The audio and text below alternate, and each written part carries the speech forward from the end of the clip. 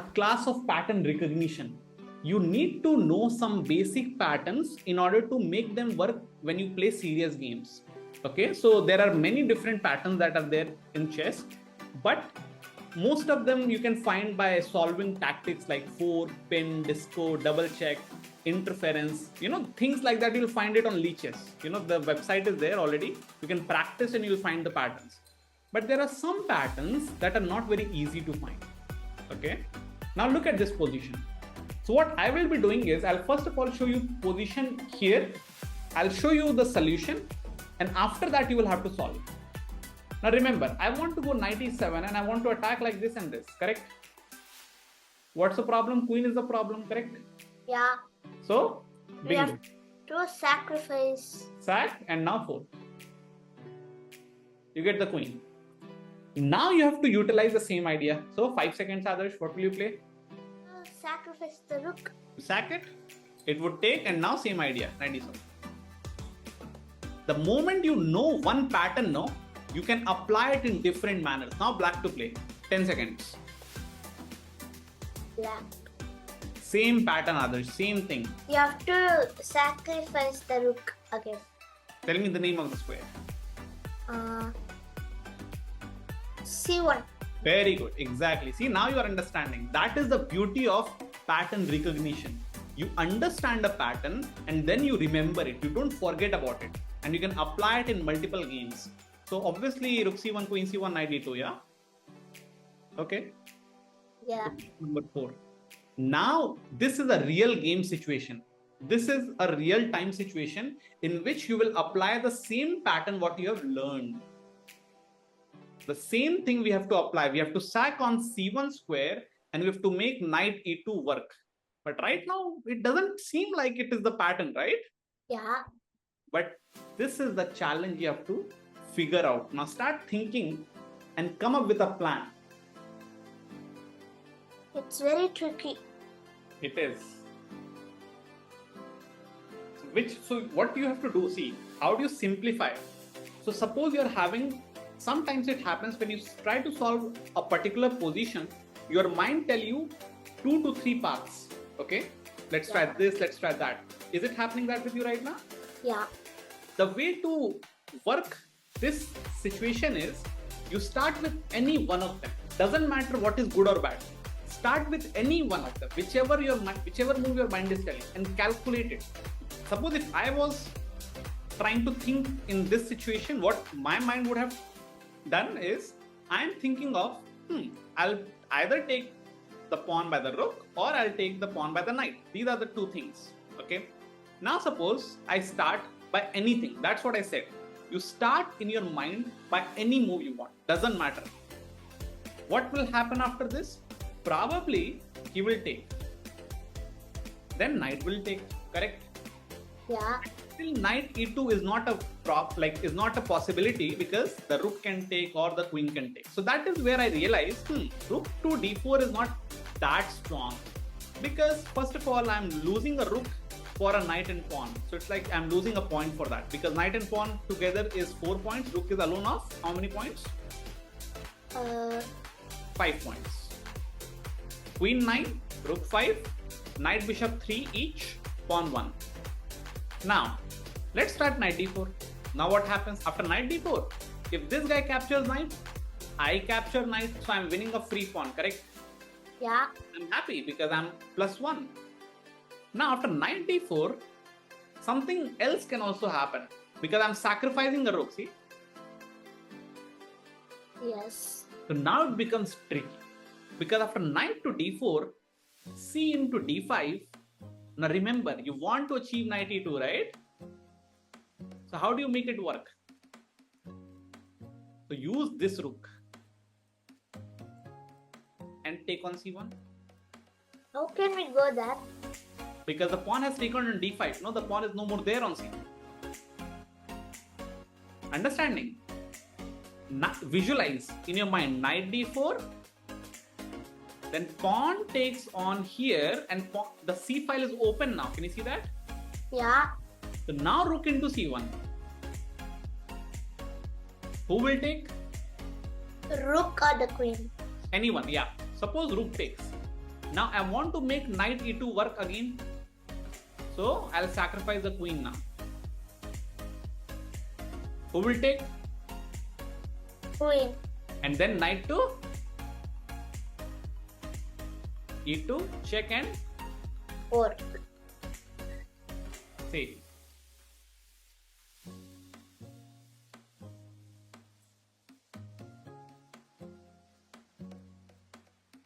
Make sense? We are +1 in this case. If you are wondering what did we achieve, after all this calculation, we just achieved one extra pawn. But this is hanging, and also we are having passed pawns. Do you know what the meaning of passed pawn is? Yeah. The pawns that want to become queen, right? And when passed pawns are connected, it means when one passed pawn is supported by another passed pawn, they become super strong. Like these two pawns are very, very strong than the blue ones. All right. Now this is very important for you because you like to play e4 opening, right? Remember, when you play e4 opening, your bishop is always on c4, mostly on c4, and knight is mostly on f3. That is what you do, right? Yeah. Correct?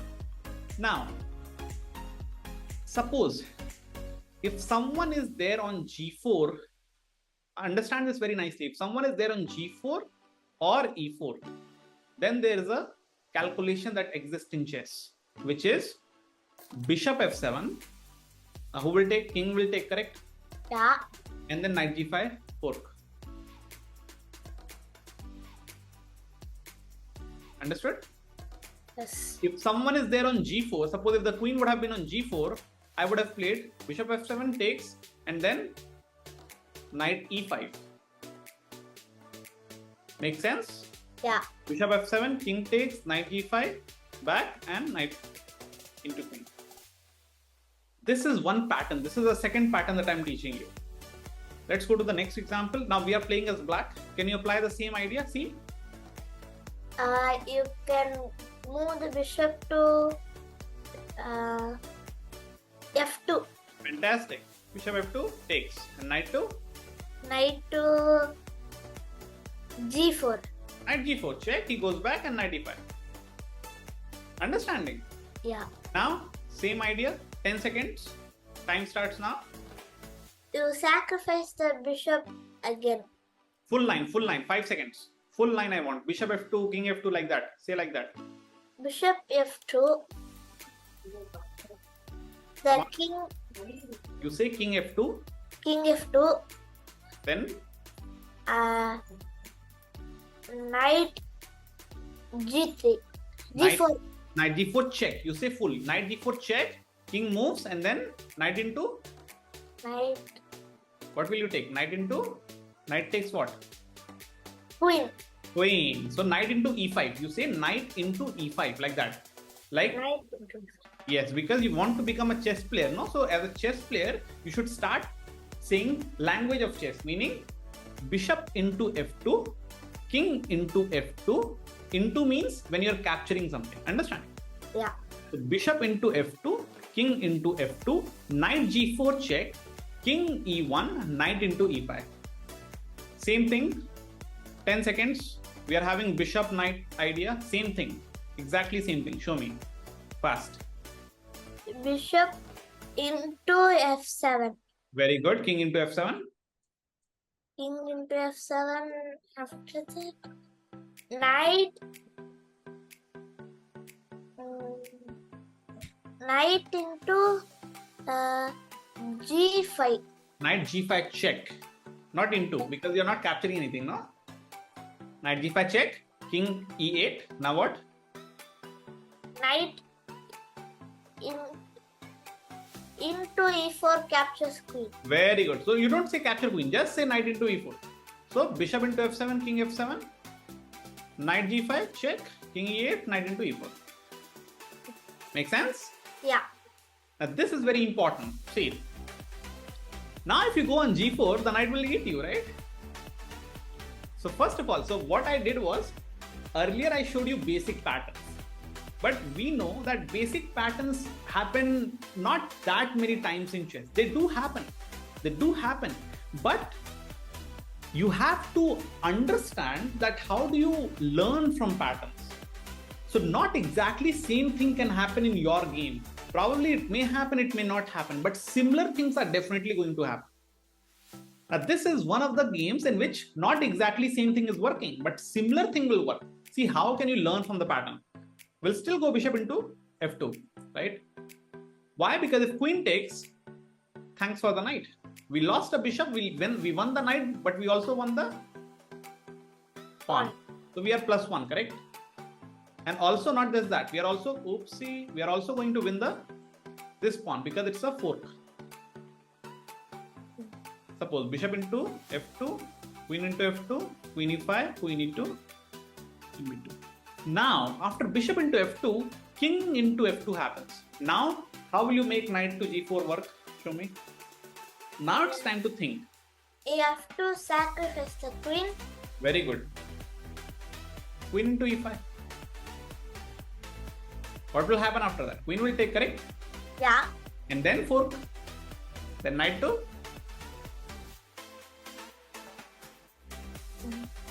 g4. yeah. So queen into e5, knight g4, king moves, and knight into e5. I'm just adding 2 extra knights. One knight is protecting e5, other knight is Attacking. black to play. If we just change this whole position into this position. Remember this position: queen, knight, king, bishop, this guy and this guy. Bishop, queen, knight. We just change this position into this position. Bishop f2 is kind of fine. So basically I want to start with knight. Remember what I said. You have to change that position into this position. Now suppose they have 2 choices, this and that, correct? Yeah. If this happens, by the queen, first bishop into f2. Because if they take, remember, queen gone. And if they don't take, if they move, now I can just simplify. And after they take, I come back. I am +1. Can you see that? I'll be kind of fine in playing this endgame. Suppose if they take by the knight, now same thing. Now how will you play? It's the similar thing what I was showing in the previous position. Now how do you solve this? Sacrifice the queen. Not yet. Because see, if you sacrifice first of all, I will not even take you. Because now why should I take you? I am having a full queen, no? Make sense? So wait. First, check. And now if I don't take you, go back. No problem. You are anyways +1. He cannot even castle, right? Yeah. So they have to take you. If they take you by the queen, I have already taught you this, right? Check and you can attack, play whatever you want. If they take by the king, so now it's the time to sack. Queen e5. Queen e5, queen e5. Knight g4. Knight g4. That's it. See? Just by knowing a simple pattern, how are we solving complex problems, correct? Yeah. Okay, now this is again a beautiful idea. See, same pattern, others, same pattern. Probably this is going to be one of the last positions or maybe one more. Same pattern, okay? Same thing. Bishop, knight attack. How? Bishop f2. Then only rook can take, correct? Yeah. Now there's no fork, right? So what is this? So I will anyways go knight g4, Adarsh. Because queen f2 is almost getting checkmate. So he will save it. And now can you find a fork? Knight to e3. It's called as a royal fork. When It's also called a triple fork. Yeah, triple fork is a royal fork. When all the big pieces are under fork, it's a royal fork. And now you will win the queen, right? Yeah. See how it works? Same idea. Bishop f7. King takes. 10 seconds. Knight e5. Very good. 5 seconds. You are winning a piece. Okay? One piece and second piece. Okay, so I know sometimes when you're seeing these patterns for the first time, it may look like, oh my god, it's kind of hard. But you know what? Once you start practicing same patterns multiple times, it's not that hard anymore. It becomes simple. Come on. Same thing. Same. Bishop f7. King f7. Knight g5. Why g5? Why not e5? Remember I said when something is on g4, you should go e5. You are scared that pawn will take, right? Yeah. But pin. Pin. Oh. Pin. See? The combination is very interesting. And if king moves wherever, same idea. We take.